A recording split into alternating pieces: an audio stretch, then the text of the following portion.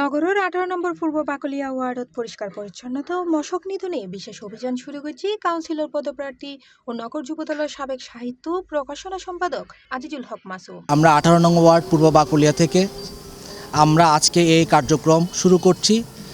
আমাদের এই কার্যক্রমের প্রধান নির্দেশদাতা এবং প্রধান অতিথি চট্টগ্রাম সিটি কর্পোরেশনের মাননীয় মেয়র আলহাজ ডাক্তার শাহাদাত হোসেন, সেই নির্দেশনা মোতাবেক আমরা কাজ করছি।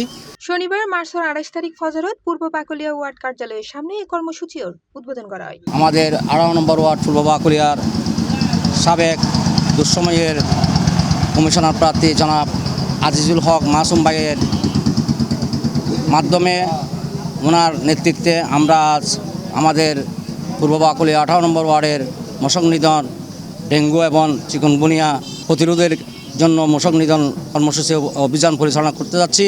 প্রধানমন্ত্রী তারেক রহমানের আহ্বান প্রতিকার হচ্ছে প্রতিরোধ উত্তম। এই নীতির সামনে রাখি শনিবারের অঙ্গীকার বাসাবাড়ি রাখি পরিষ্কার স্লোগান বাস্তবায়নের অংশ হিসেবে নিয়মিত এই ধরনের অভিযান পরিচালনা করা হবে বলে জানায় আয়োজক। আমি ধন্যবাদ জানাই আজিজুল হক মাসুম ভাই এবং মাননীয় মেয়র জনাব ডাক্তার শাহাদাত হোসেন ভাইকে, সেই সাথে যারা চট্টগ্রাম সিটি কর্পোরেশন থেকে যারা পরিচ্ছন্ন বিভাগের কর্মকর্তা কর্মচারীবৃন্দরা যারা এসেছেন সবাইকে আমার বাংলাদেশ জাতীয়তাবাদী দলের পক্ষ থেকে ধন্যবাদ জানাচ্ছি। চট্টগ্রাম সিটি কর্পোরেশনের সহযোগিতায় ও মেয়র ডাক্তার শাহাদাত হোসেনের নির্দেশনায় পরিচালিত এই অভিযানও স্থানীয় বাসিন্দা হলেও অংশগ্রহণ করে।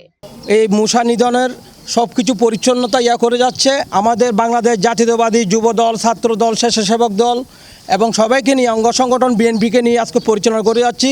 মেয়র সাহেবের নির্দেশনা মোতাবেক আমাদের ওয়ার্ডের কাউন্সিলর পদপ্রার্থী আজিজুল হক মাসুম ভাইয়ের নির্দেশে আমরা এই মশার কার্যক্রমটা আজকে উদ্বোধন করতেছি।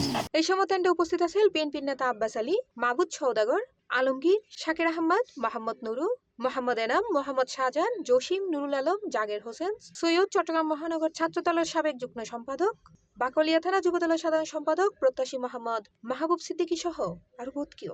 জলবদ্ধতা সৃষ্টি হয়, সেখানে ডেঙ্গু, চিকুনগুনিয়া সহ পানিবাহিত বিভিন্ন ধরনের রোগ জীবাণু জন্ম নেয়। সেটার জন্য আমাদের মূল কাজ হচ্ছে আমরা এই সার্ভিসের সাথে সাথে এই ধরনের মশক নিধন পরিচ্ছন্নতা অভিযানের সাথে সাথে আমরা গণসচেতনতা বৃদ্ধি করার জন্য কাজ করছি। আমরা চাচ্ছি জনগণ সচেতন হলে আমরা অনেকাংশে আমাদের এই ধরনের সমস্যা থেকে পরিত্রাণ পাব।